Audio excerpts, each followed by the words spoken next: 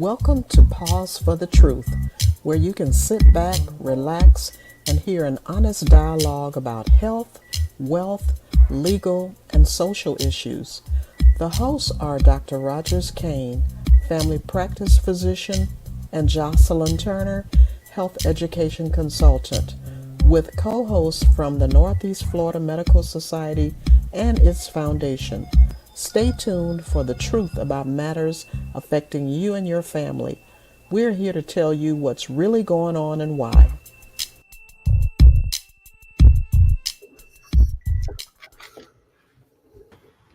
Good evening and welcome to Pause for the Truth. I am your co host, Jocelyn Turner, and such a delight to be with you all tonight and continue our discussion about veterans.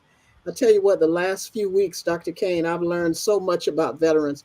And here I thought, the daughter of a Korean War veteran, I knew some things, but Errol and some other folks have been teaching me. How are you doing this evening, Dr. Kane? I'm doing absolutely marvelous, and I join you.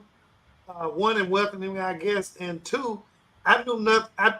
What I thought I knew, I really didn't know much. So I'm just happy these people are on board, helping us to educate the general public. I'm not a veteran, but I do take care of so many, and I just all the time want to know more of who I can refer these people to because they serve so well, serving our country, and we don't give them enough. Kind of like our school teachers, but that's another story.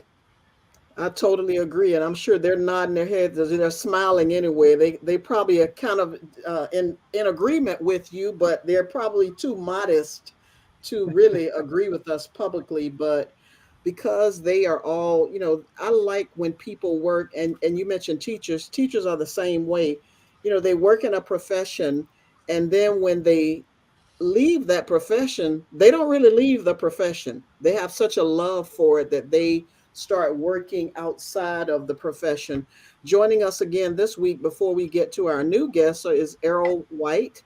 Errol was with us last Tuesday and he had such a good time. He decided to come back. How are you doing this evening, Errol? It's a good night. How you doing, Jocelyn? Doing just fantastic. Also joining us tonight, someone I've actually known for a few years now, and that is Damika Jackson. I'm going to let her tell you about herself in a moment, but I'm just going to say welcome, Damika. How are you doing this evening? I'm wonderful. Thank you for having me. Oh, absolutely. Thank you for joining us. Also, I'm meeting for the first time, Miss, and don't shoot me if I say your name wrong, but I'm going to give it a shot anyway. D. Quaranta. Oh, that was perfect. Was it really? Yeah, it really was. So there's a teacher somewhere who taught me well about phonics, huh? That's correct. Oh, well, it is such a pleasure to have you all on tonight. And, I've learned from Damika as well as Errol that, and from a mutual friend, Miss D, that's what she calls you, Miss D, that, all of you are doing such great things for veterans in the community. So I'm going to give Damika and D, is it okay if I call you Miss D? That's fine. Thank you. If I'm going to give you all an opportunity before we continue or get on with the discussion, just to really talk about, because you all are amazing. I mean, you all are some trailblazers. You've started an organization because of your passion. And I'm going to start with who I know. Damika, tell our audience a little bit about yourself and the organization you started. Well, thank you so much. I am a U.S. Army veteran, and I started the Jacksonville Veterans Chamber of Commerce. And it's focused on veteran business owners or those who striving to be business owners or in a growth phase to help them to gain access to capital while they're building their businesses. We know that it's important to have access to the right tools and know how to use them. And we wanted to make sure because veterans understand veterans and we trust one another. So this is one of the reasons, and being an entrepreneur myself, this was the passion behind creating the Jacksonville Veterans Chamber. When you said that veterans know, what is it, trust veterans, or Veterans, yes. it reminds me of Dr. Kane's saying when he always teased about you don't go to your mechanic for medical care, nor do you go to your doctor for, except him, for fix it man stuff, because Dr. Kane thinks he's a well-rounded kind of guy and can fix it all and whatever. But anyway, that's another I can conversation. break it for sure. So, D'Amica, that is amazing to start such a wonderful organization, and we'll delve into that a bit further. Miss D, tell us about the organization you started and tell our audience about yourself as well. And thank you, D'Amica, for your service. Exactly. Well, I'm a 20-year retired Air Force veteran. About 12 years ago, started Northeast Florida Women Veterans after a need, finding out there was a need in our community to provide some unique services to women who had served in the military. And back then, there wasn't a whole lot of conversation about women veterans at all.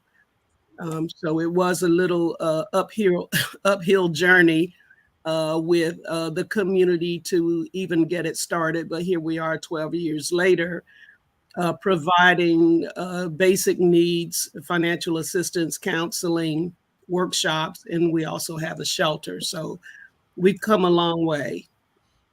Wow. What a big task, and an amazing and awesome resource for female veterans.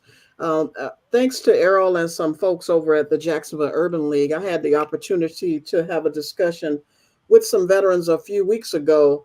And Ms. D, I was shocked when I heard about some of the issues that female veterans, experience while in active duty, as well as when they've tried to access some services. Tell us about that. And also, D'Amica, I'm gonna give you a chance to also share some of your experience or the experience of other female veterans. Well, honestly, I was shocked too, and I've served.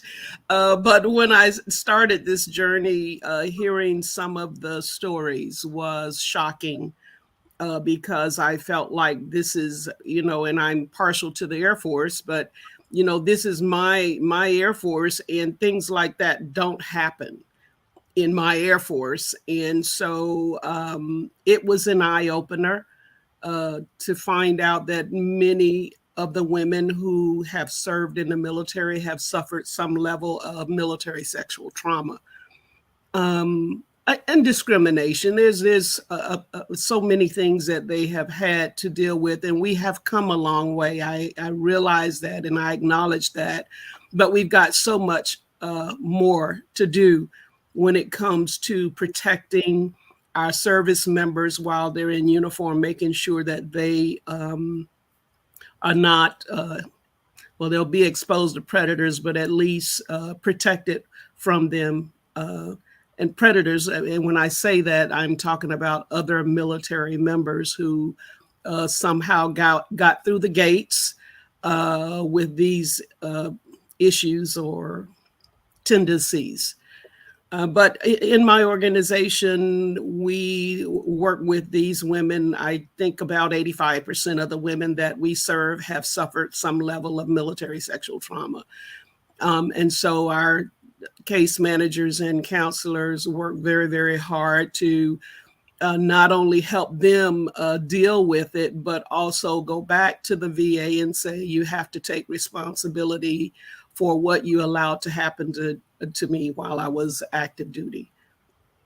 That high number is astounding, like just unbelievable. Not only do they have to worry about, perhaps being in combat or just dealing with the day-to-day stress of life, but also to be exposed to that. And I think about even within the general population, there are a mixed bag of people. So just because you join an organization does not mean you don't have criminal tendencies, right? Correct. You know what I mean? D'Amica, what about you? What do you know about the experiences? Oh, excuse me, you're a female veteran. What am I saying? Share what your knowledge or experience about the trauma, for example, that female veterans may have experienced. Well, in concurrence with Ms. D, she's right. I actually ended up being the sexual assault response coordinator in the Army. I was over 2 military installations, and I had 435 victim advocates under me.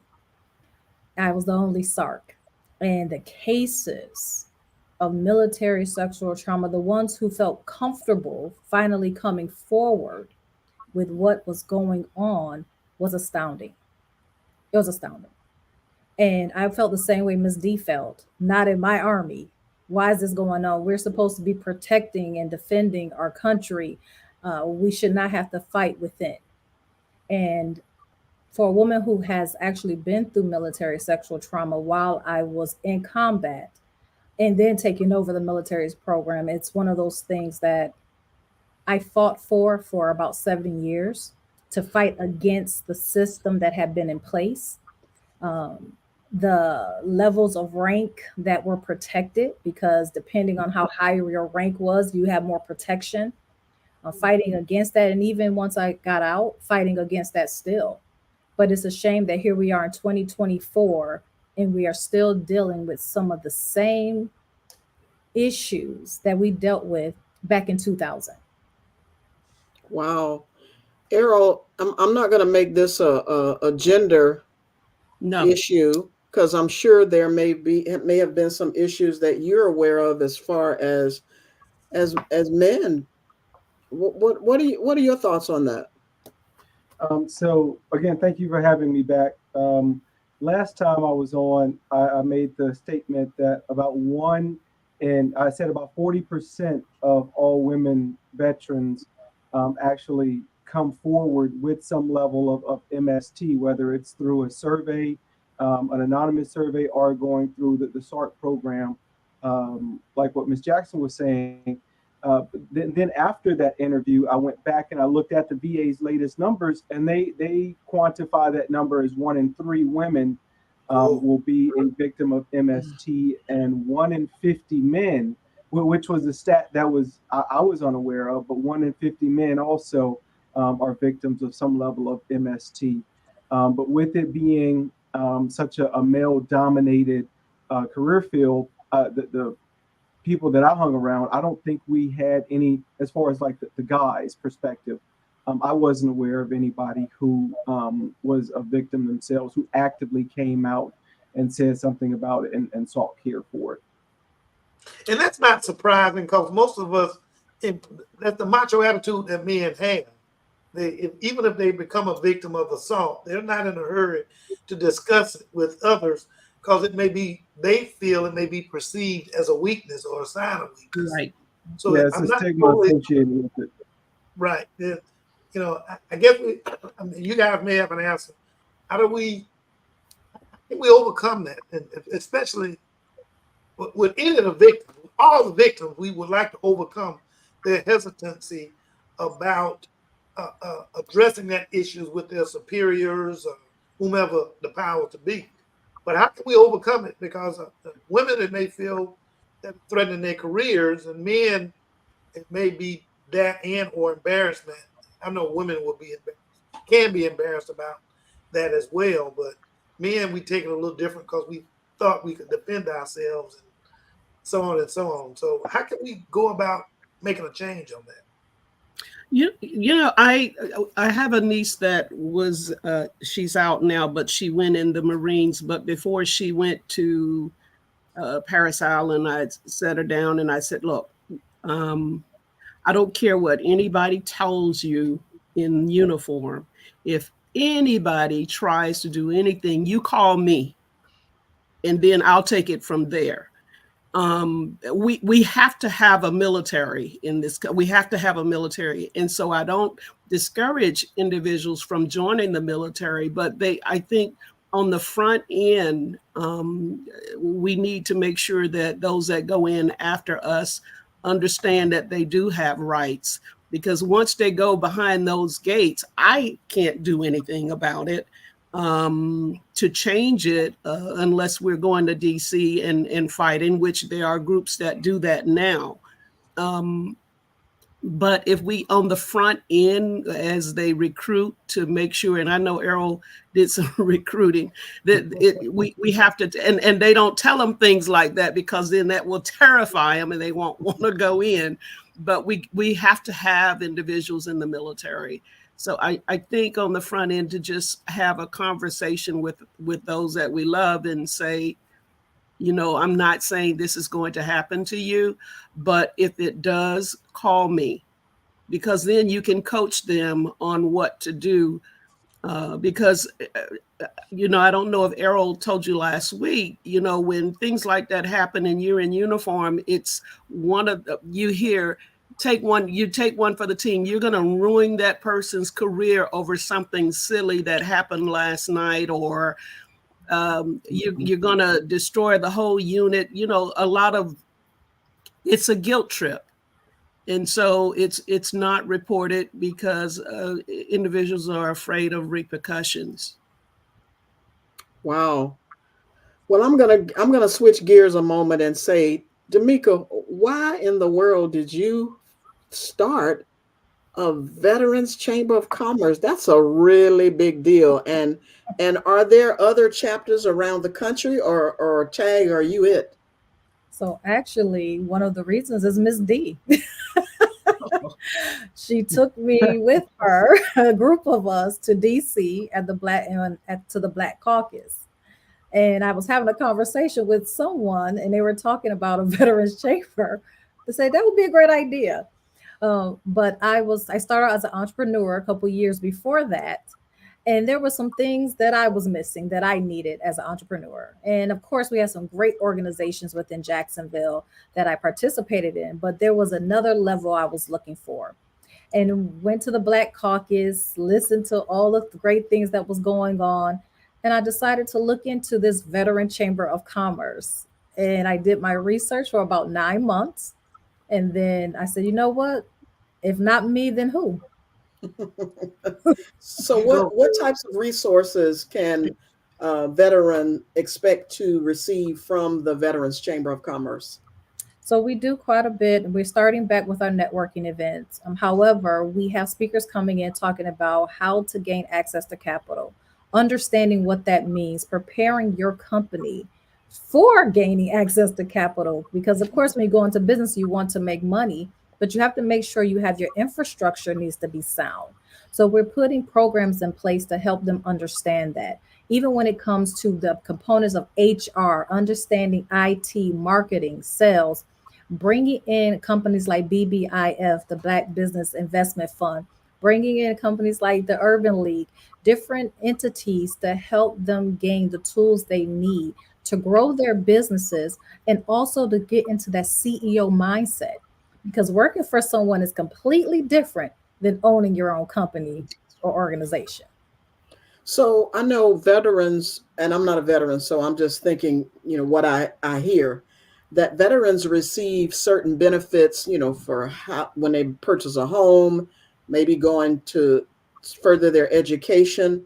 What other, are there any particular resources specifically for veterans who want to start a business that might not be available to the general population?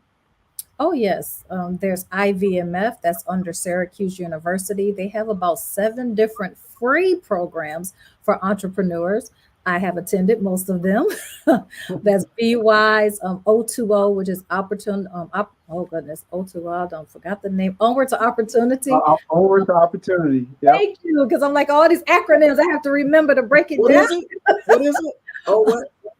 It's say it again, Errol, because they're gonna get It's me. Onward to Opportunity. I'm also an alum. I took that program. Onward to Opportunity. Okay. Yes. There's other organizations, again, Her Biz, that Ms. D has started. That's a female veteran business program for any female veteran that wants to become an entrepreneur or who's in the startup phase. All of these are free programs for veterans, and there's a plethora across the nation that they can participate in virtually. So we have a lot of resources when it comes to entrepreneurship. However, many of us don't know how to find the tools. And this is one, or the resources. And this is why we have the Veterans Chamber, because they can come to us and we can provide a directory to where they can find those free resources. Well, I have to admit something. As much as I like to talk, I was narrow-minded in my thinking, and fortunately, my talking so much helped me to gain more knowledge or information. Sometimes for example, with me, I spent over 36 years with the health department, and all I thought, narrow-minded thinking me, is the only place I could work or use those skills was within public health, right? And someone had to say, my little brother, I'll go ahead and give him a plug. Are you kidding me? You could, though your skills are transferable.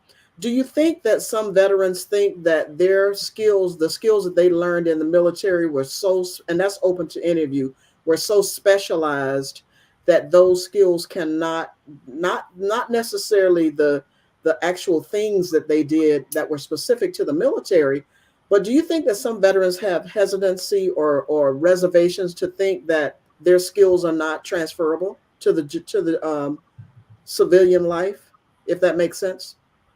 It does. And it's common. I worked for Career Source for 9 years before I started this organization. And I work with veterans every day, helping them with a resume. And it's always, I don't know what I'm going to do. No one does this outside the gate. And you said the magic word, transferable skills. And so we teach them how to take what they did in the military and convert that to civilian life. And Damika, Errol, I give the rest you guys. Yeah, Might have some input. Come on now. You pretty much hit the nail on the head. Is letting them know that you can translate your leadership skills, any schools that were either for your AFSC, your NEC, your MOS. Those are what individuals typically get caught up on. As I was a cop in the Air Force, or I was a mechanic in the Army. But you have these other ancillary skills, whether if you were the finance POC or the defense travel POC or the secondary communications point of contact. So all of these additional duties you had while you're in service, these are things that we can capitalize on, and we can translate that skill from your service resume to a civilian resume. And I actually just did this recently. I transitioned to corporate and to corporate America, and I had to meet with other veterans who had done the same thing, made that transition, and try and emulate some of the key words and phrases that they did on their resume for me to get to where I was. And then thank you, Errol, and even beyond that, Damika, for starting their own business, because so many like yourself, you're young when you leave the military.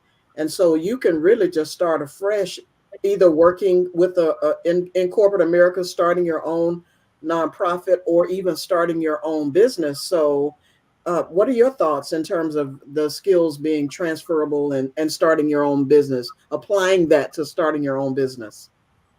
Honestly, I think it makes us some of the best business people. However, there are some challenges when we're transitioning, especially becoming entrepreneurs. The great thing about becoming an entrepreneur, you have the flexibility and you're still the boss. So it's easy getting out of the military, especially if you had a ranking. It's easier for you because you're going into your own business as opposed to going to work for someone else. It can be a little challenging. I do know, even just maybe a few minutes ago, we speak a lot of acronyms. In the civilian sector, they don't understand our language. And that's something that was challenging for myself and challenging for veterans across the board, because we have to learn a whole new language because we've been in the military, so we speak that lingo. But coming out, of course, we had to learn the civilian sector, as we call it. But all of the skills that we learn within the military actually help us to be better entrepreneurs, because we're focused, we're determined, we have integrity, but we have that drive. We're not going to stop until we get it done. Yeah, and I think about, when you say that, I think about, oh my God, I hope I haven't been disrespectful, because one thing I've learned from working with veterans over the years, you all are very formal, Mr., Miss, Mrs. Rarely did my former colleagues allow you to call them by their first name if they were in the military. They gave you permission to do so. It wasn't just necessarily a right. So I want to throw that out there, Damika, because when you said that, I was like, that's why I asked, is it okay if I call you? Because I know that's a respect thing, and that's something that you earn.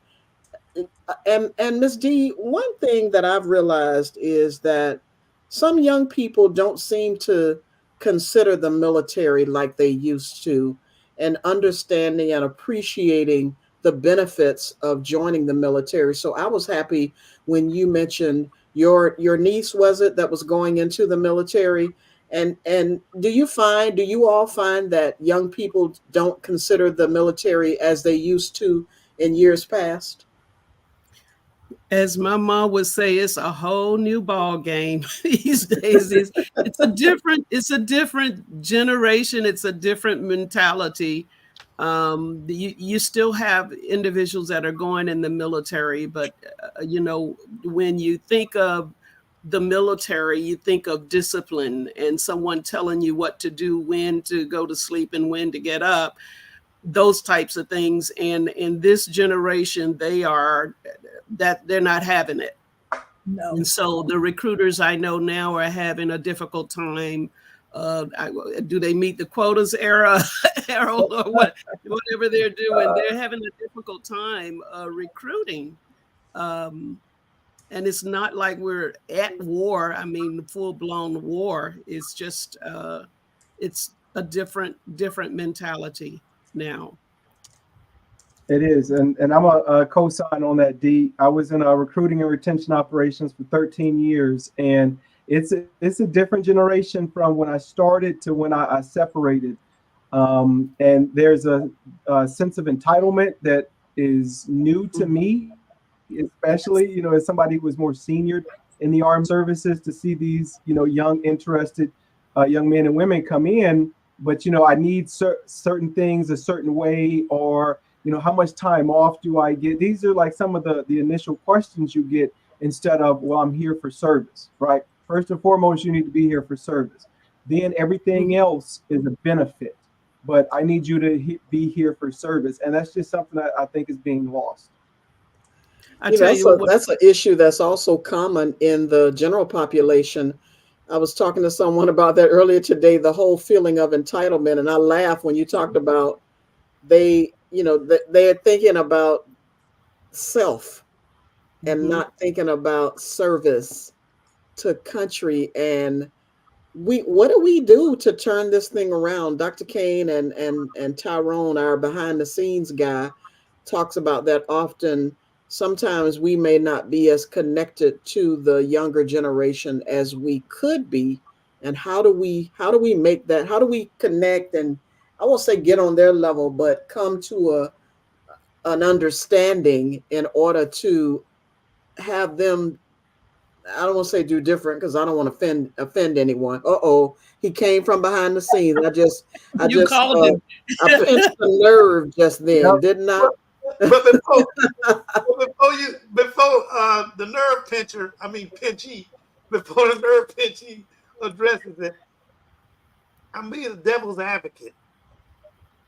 These young folks, when they're looking at how veterans are being treated today in terms of homelessness, the lack of healthcare services to the degree that they deserve, not saying that there's none out there, but to the degree that they deserve to have, I don't want to say, can you really blame them for the attitude, but does that play a role in their willingness to join the military? It does. Yes. Well, I'll give you a quick little story. When I told certain family members that I was getting ready to enlist into the world's greatest Air Force, and some of these were Vietnam veterans, they looked at me and said, "Why are you joining a man's military?" Because of the way that they were treated, not only through the draft for Vietnam, but the way they were treated post separation, and they were going through segregation at that time. One of the individuals I spoke with was actually in Vietnam the day that Martin Luther King Jr. was assassinated. And so, all of these things play roles to the younger generations, so why would we want to, put our children through the things that we went through type mentality? So those are some challenges that we have to overcome. And well, let me not say that the recruiters had to overcome. That I never forget, doing residency, not resident, actually doing medical school. I was working at the VA, and the issues that I saw ongoing in the VA at that time, boy, they're just eye opening, and almost got me to join the military to see if I could make a change. But one of the things I never forget is the way that the Vietnam veterans were treated.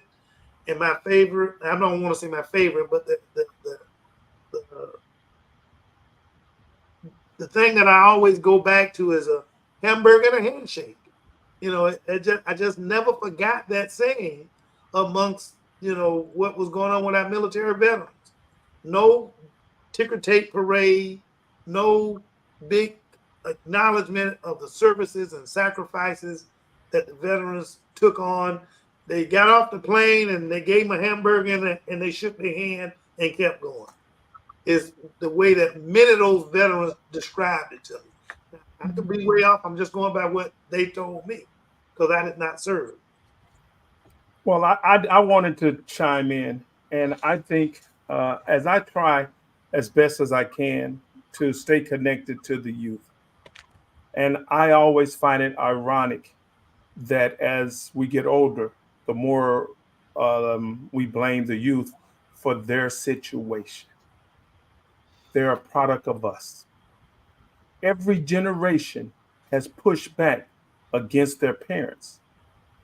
This time, when they push back, we're the first generation of parents that have given in. And so when the parents give in, when the leaders, the educators give in, then the path is forged by those who don't have the experience, the knowledge, and the understanding as to the reason why the rule was in place before. My son said to me something that sticks with me. He said that as he's starting to get involved, he's discovered that other generations before him never asked why. When adults told them to do something, they did it. His generation wants to know why you want me to do it. And with that information, they are oftentimes more willing than we've given them credit for. So it's us, not them.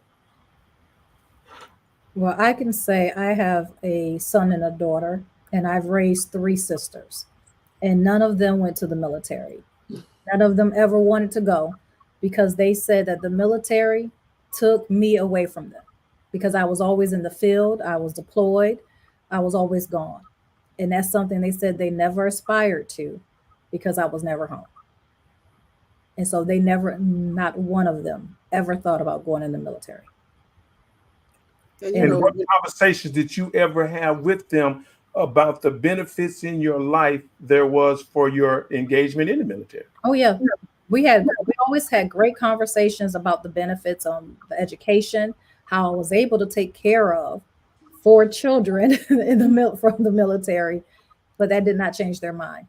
Awesome. All they knew is all my daughter still says when she was 5 years old, she still remembers the feeling of when I had to go on deployment to Kuwait. All she remembers is the trauma. They took you away from me. And she still taught. She's 29 today. And all she remembers is that the military took my mother away. Tamika, I thought you were 30 and you just told us that you have a 29-year-old. I just can't believe it. And 3 grandsons. I do. Making all those old folk look bad. Anyway, one of the things that I shouldn't have said us because I think I'm the only one here. I did work during that first Gulf War. I worked at the Mayport Naval Station, and at that time you had the Saratoga, the Forrestal. Both of those carriers were there, but they were often deployed. The experience I got there and is in terms of realizing the sacrifice that our veterans and their families go through. It wasn't as many women in the military at that time as it is now, but there were some. But when the men, when they came home, you know, they were their position in the family. A lot of them was very questioned because for 6 months, 12 months, or whatever it might be, mom was it. Mom was mama and daddy. And then when dad comes back home, he wanted to exert his influence of being head of the household. But boy, did things get ugly with the kids at that time, because they were used to going and asking mom for permission to do whatever it is that mom needed to do. I mean, that they wanted to do. That whatever the kids wanted to do, they went and asked mom. And sometimes the father would get pretty upset because they realize that they out there serving the country and they're putting their lives on the line, and they feel like when they came back home, they were being disrespected by their kids because they're going and ask their mom. And this is just me. Again, I was not in the military, but being a physician and taking care of the military families, this is an observation that I saw. And that was a very difficult thing to try to talk to the father when he came in with the kids or mom, and that was an issue within the family. It was, trying to counsel him through that was not an easy process, because I understand his position, but I also understood her position in that, how hard they were struggling while the other spouse was away. I mean, everything fell on them, everything that needed to be done. The PTA meetings, the issues going on at the doctor's offices, so on and so on and so on. And I said all this because it really highlights the sacrifice that not only the guys that served in the military, but their families as well, the sacrifice that they are making. And for them to get out and not have the things that show the things that we need to show our appreciation to these veterans. A lot of times I just get pissed about it, and I don't want to say I have nothing else to say, but I say a lot. However, I just don't think people recognize that it's not just the veteran, but it's the veterans and their families that this has such a huge service has such a huge impact on. We're going to pick back up on that. We're going to take a moment to Dr. Kane. I'd like to ask our guests to give their thoughts on that. But this is the time of the show where we pause for a minute and show our History Maker Minute. So to our guests, don't go anywhere, but we are now going to pause for our History Maker moment. Take it away, Tyrone. Hazel Winifred Johnson Brown, October 10, 1927 to August 5, 2011, was a nurse and educator who served in the United States Army from 1955 to 1983. In 1979, she became the first black female general in the United States Army and the first black chief of the United States Army Nurse Corps. Today we recognize Brig Gen Hazel W. Johnson Brown. Becoming a nurse was Hazel W. Johnson Brown's dream. She attended the Harlem School of Nursing. Her career began at the Harlem Hospital as an operating room nurse after completing her studies. In 1955, 7 years after President Truman eliminated segregation in the military, Hazel W. Johnson Brown made the decision to enlist in the U.S. Army. She impressed her superiors with her incredible talent and taking multiple assignments across the world. One of Johnson Brown's assignments included Japan, where she trained nurses on their way to Vietnam. She made history after being promoted in 1979 to Brigadier General.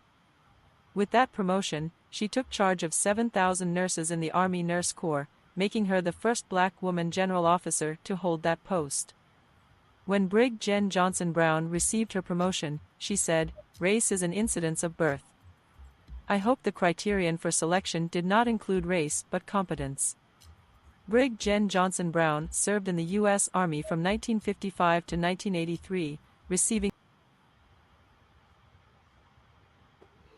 Wow, I don't know about you, but I've never heard of Brigadier General, and boy, am I impressed. Like, I've learned so much from these History Maker moments to learn about, those African Americans who really made a difference in various parts of our lives. I want to pick up, and Ms. D, I would like for you to shed some light on that. Do you find that some of the clients that you deal with are those folks or families that are experiencing some some challenges when families are reunited, be it the mother who's away and father's been taking care, or grandma has been taking care of children, or do you ever have to deal with those type of family dynamics? And if so, tell us about that.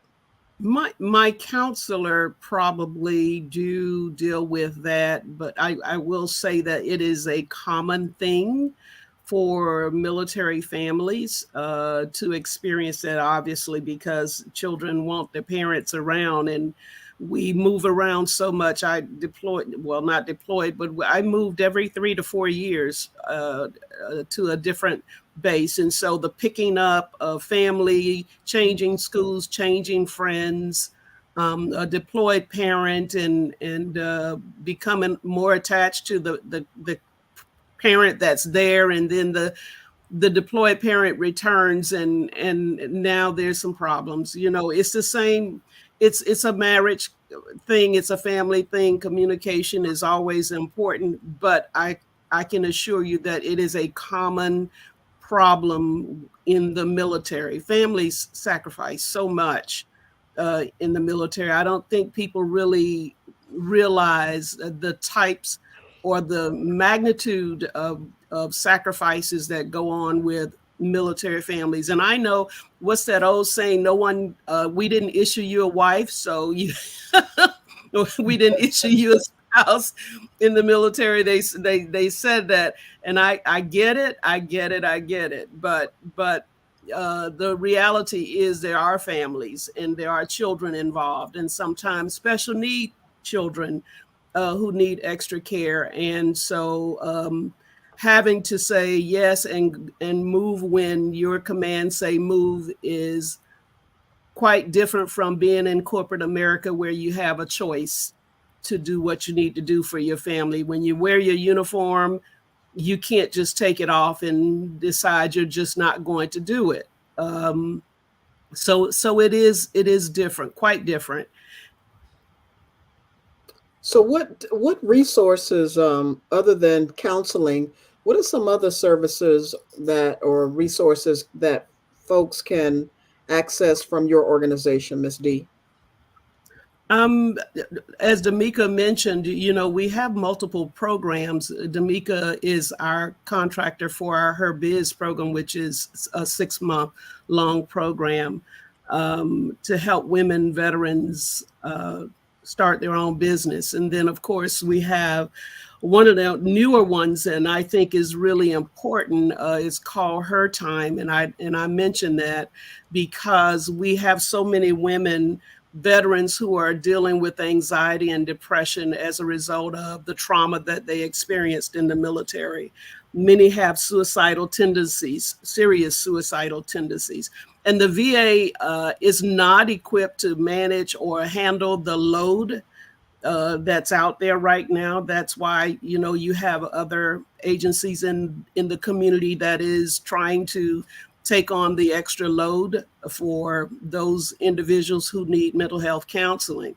But Her Time is a weekend retreat for women who are dealing with this depression and anxiety and suicidal tendencies. They help them connect and figure out, what it is they really want to do. And I can tell you, the impact. The very first one, the lady drove from, I believe it was Pensacola, just to come and do that with our team. And she said, I was going to take my life. I was literally going to take my life before I came here. And I made a decision to just drive over to Jacksonville and go to this thing. And we hear that story, and Damika can attest to it, that we hear that story so much through the different programs, even in the shelter, where women will say, this literally saved my life. And I always say, you can't put that in numbers in a report for a grant. You can't do that, because the impact is not about the numbers. It's about that one person whose life has been changed as a result of the work that we do, and the work that my team do, and all the agencies that provide immediate and emergency shelter to these women. And not all women veterans are doing bad. I do want to say that not everybody is doing bad, but there is a large number. You know, we have the largest population of women veterans in the state of Florida, here in Northeast Florida, and the Wow. second largest in the country. And that, you know, when I started, that number existed, and I said, with all of these women, why don't we have something here for them? And as I said, nobody was talking about it at the time. But now, you know, we have the shelter. Now we have Northeast Florida women veterans that, you know, I can't remember in the 12 years of having to turn one woman away without any help at all. So if we couldn't do it, we make sure we do a soft handoff over to an agency and follow up to make sure they get the help that they need, because we can't help everybody. Some are beyond what we can do, especially those with addictions that I'm not equipped to handle. And so we hand them off to one of the other community partners. Are you a nonprofit, and can people donate to your organization if so? Most definitely. We are a nonprofit. We do have a website where they can donate. And that is? forwomenveterans.org. And that's for FOR women, WOMEN vets, VETS.org. Yeah, we like to make sure that we give our audience, allow you to share that with our audience. Dr. Kane, were you going to ask something? Well, you kind of touched on it somewhat, and that is that this show is about having resources that veterans can access. So I wanted to be sure that our guests made sure that they gave us as much information about any of the resources, or to try to reach out to those resources, the origins of the resources, or the companies, or the whomever it may be. Give us as much information as possible so we can share with our audience, because the veterans need help, and we can't, regretfully, can't depend on the feds to be the one to provide it for us. Only the federal government. So, you know, there's a lot of private industries out there, and I just want to be sure. I say industries, organizations out there. I want to be sure that our guests are able to make sure to give us as much information as possible. Yeah, and I do want to mention that we don't discriminate when it comes to time that they've served, the amount of time, or the type of discharge. We don't care if you served 1 day, even if it's a dishonorable discharge. We want to talk to that person so that we can see why, because they may be eligible for an upgrade. And they definitely did more than I did. So if they did 1 day, they still did more than I did.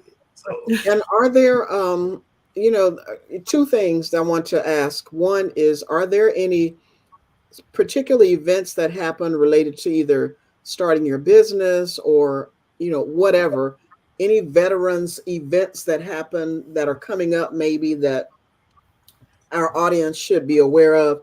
And secondly, I want to ask, for folks like Dr. Kane and members of the Northeast Florida Medical Society often are viewing our podcast, for folks who may be providing services or who employ veterans, how can they be a resource or advocate for those resources that are available for them? Because quite frankly, if someone, for example, is a small business owner and maybe they employ a veteran and they find that those veterans are in need of some services or just needs linkage to some things, how can they make that connection, and who should they make that connection with?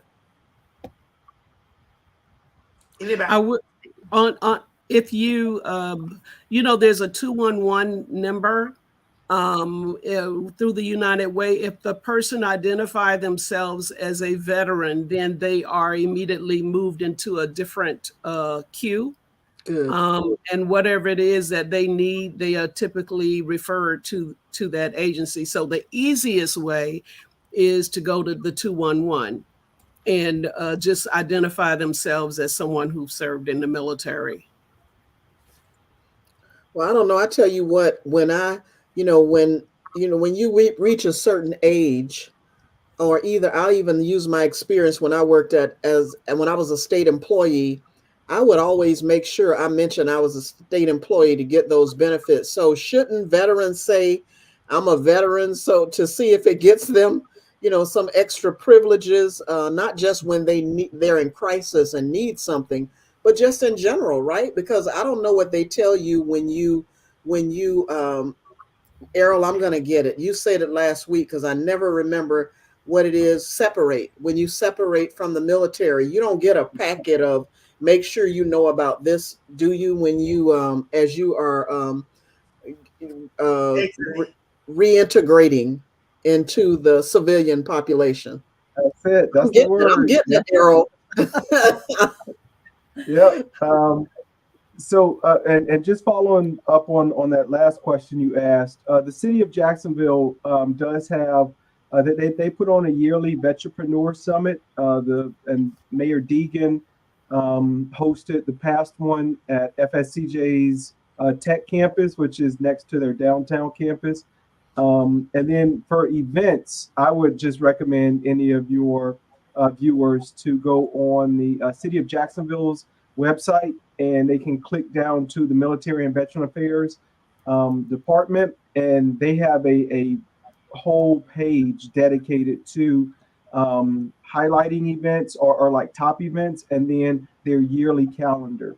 And I know that Dee and I have participated in multiple events last year that the city put on, everything from the Vetrepreneur Summit to the Stand Down to the Vets for Vets. Technically isn't a Jacksonville organization, a City of Jacksonville organization, but they partnered with the arena for an event. So there are a lot of things out there that they can just go to the City of Jacksonville's website and check out the event calendar. And there is a newsletter that is sent out by Military Affairs. I believe on that link, you can also put in your email and they can send you those events as well, and the flyers. One of the things that we talked about, Miss D, when I had the conversation with the veterans a few weeks ago, and just knowing in general, living in Jacksonville, there are some veterans who are homeless and may not have stable housing. How do they stay connected? They don't have a cell phone or they don't have access to the computer. How then do they stay connected with the resources that are available from the military? Anybody? Well, there is a change in homelessness that does a point in time where they go out and they try to identify the number of homeless individuals in the city, whether it's veterans or non-veterans. There are shelters here specifically for veterans. Usually it's word of mouth because we have a challenge here in Jacksonville, and I've said this before about when it comes to marketing and advertising what agencies and resources are available in our city. It's such a big city, but we have a problem getting the word out. It costs to be on TV or to have a billboard. And then the other challenge is people who look like me and you a lot of times don't have access to these resources as well. I talked with Errol and his group about this a few weeks ago, that, when the PACT Act came out and all of these, the allowance for those that have served in Vietnam and other areas where there was chemicals, we're not taking advantage of that incentive. And so it's very, very difficult to get the word out. So we do what we can through social media. We do it word of mouth, and hopefully in civic groups, wherever we can spread the word, we try to do that. Is there as being a provider of healthcare, and I take care of so many veterans, obviously not enough, but is there somewhere while I'm seeing one of these patients, I want to have quick access to a website or a place where I can get some information to be able to point these veterans to be able to help them navigate the resources that are available. So if you can, if you guys have, if you don't have it now, just get it to us at some point to where I want to be able to send out to my colleagues. We need to pay attention to this website, because if a vet comes in, needs some help, if you don't have an answer, let's point them to this website so they can continue to seek some help or whatever, take advantage of resources that's available. So if there's a single website, or maybe a couple, but if there's some website that you guys can have us list to be sure that we can go back and take a look to see what it takes to help these veterans out. Or a phone number, you know, and Errol, you're shaking your head Website, because, phone numbers. yeah, because I think about older veterans who may not be computer savvy, for example. Well, I was smiling as Dr. Kane was talking, because if you go to the VA website, it's probably just going to make you even madder, because it's so difficult to navigate and find different resources. And in my head, I was like, well, I would just call 211. And, you know, because it's a quick call, they have the referral officers there, and they can help you navigate that process. And it will probably be easier for you to speak with somebody from United Way than to actually get somebody from the VA on the phone. Gotcha. Now that's a powerful, sad statement right there, Errol. Sad, but it's very informative. Because I Yeah. won't waste their time, because the vet's going to get frustrated and throw their hands up and Yeah. leave Yes. and move on. And you have caregivers who are taking care of our Vietnam and the Korean War, World War II veterans at home, and they don't know what resources Right. are out there available. But as Errol said, use that 211 because it does have a veteran component to it, and they can help them find the right agency to help them. Very good. I do But this want is to know from Ms. Go ahead, Ms. Turner. I'm sorry. I was ending the show, so if you have one more question, No, Dr. I want Kane. to know from Ms. Jackson, because we didn't get enough into, and I know the show is not that long, and because we try to respect people's time, but I want to get in from Ms. Jackson, those veterans that are out there that really need help in starting their, or have ideas about starting their own business. Some of them may even be related to helplines to help other veterans. I don't know. Whatever their business ideas are, I'd love for them to be able to have a startup point, a place to go and call, and then you take it from there. So I didn't get enough from Ms. Jackson on that. So if you can, Ms. Jackson. Yes, I will definitely send that information. That will be us. They can reach out to us at info@jaxvcc.org. It'll probably come to myself or the other 10 board of directors, and we will make sure we get a response over. And we also do have a phone number, 904-337-9890. And Tyrone will be putting that on our website. And your website is www.jaxvcc.org. Correct.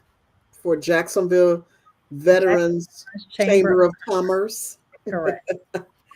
Well, this has been a very good discussion. Again, you've enlightened us, and it's the beginning for me and for us to really have a conversation and make sure that, and I was so happy Ms. D mentioned those folks who are caring for veterans. I know when my dad's health started to decline and I started learning more, it's a conversation we don't like having, but when he was given a terminal illness, I then had to understand from him and making phone calls of the fact that the National Cemetery was an option for him and what I needed to do. And I tell you what, to our guests, that was an ordeal because I found out as a Korean War veteran and the time he served, there was a fire back then and his DD, what is it? DD, what do you call it? 14 was destroyed.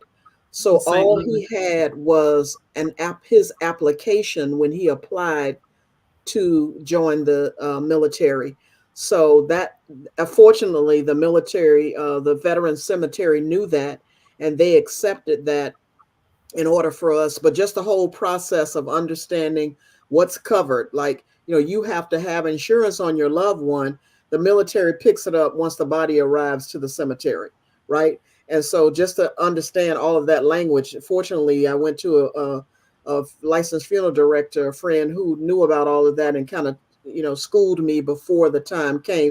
Again, it's a conversation we don't like having, but it's reality, right? And for those of you who do have older veterans, it's an important conversation and information you need to know to obtain before the person transitions. Well, thank you all for a wonderful discussion. At the end of every show, we like to give our guests an opportunity, and this is when we get to be on the spotlight, when Tyrone shows all of our imperfections by zooming in on us. Oh, I'm sorry, I'm talking about me.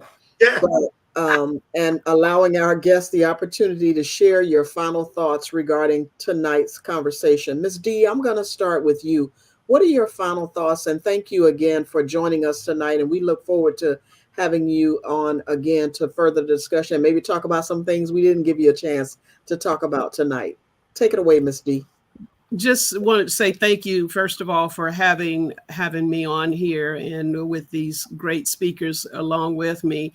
I want to speak to those women who have served in the military that to let you know that you matter. There are resources out there for you. If you have family members, if you have a woman who have served in the military in your family unit, in your household, and she's isolated, please get a hold of me so that we can work with her, because so many are isolated. And I just want to make sure they understand that they matter. And the time that they spent in the military is valuable. Just call me. I will answer that phone. Call me. And tell our audience again the name of your organization, Ms. D. Northeast Florida Women Veterans, and that number is 904-862-6039. 904-862-6039. Thank you again, Ms. D, and congratulations on starting a much needed organization, and which piqued others to be able to come behind you and add more resources. Thank you again. And Ms. D mentioned that she is a nonprofit organization. And if we're going to put some information on our website, if you'd like to donate to that, because I'm sure her dollars are stretched thin. So any assistance that you can provide is very beneficial and much needed. Damika Jackson, whom I have been one of the hardest women that I know, working women I know. Not only did she start her own business, as she mentioned earlier, but that wasn't enough for her. She was like, that's good for me and my family, but I need to also help some other people. What are your final thoughts regarding tonight's discussion, Damika? I just want to say to the women and the men out there, veterans, their spouses, or their dependents, reach out to us. You want to start a business, you're already in business and need some direction, or if you just need some access to capital, reach out to us at jaxvcc.org, or you can email me personally at president@jaxvcc.org. And as I always say, if not me, then who? You can do it. I have faith in you. We are here to do this together. We are one-on-one, and we are Army of One. Look at her. She has to include that Army, huh? To the Air Force veterans on the. You know what? I'm on here to Air Force. Errol, thank you again for coming back this week, joining us. Obviously, you felt it was important conversation to have. Not that your plate is not always full, so we appreciate you taking time to join us. What are your final thoughts regarding tonight's topic? So first off, again, thank you for having me back this evening, and with two powerhouse women, in Dee and Damika. That what they're doing is needed, and I wish we had more representation of us out there doing this work. But just like Damika said, don't give up the fight. The resources are out there.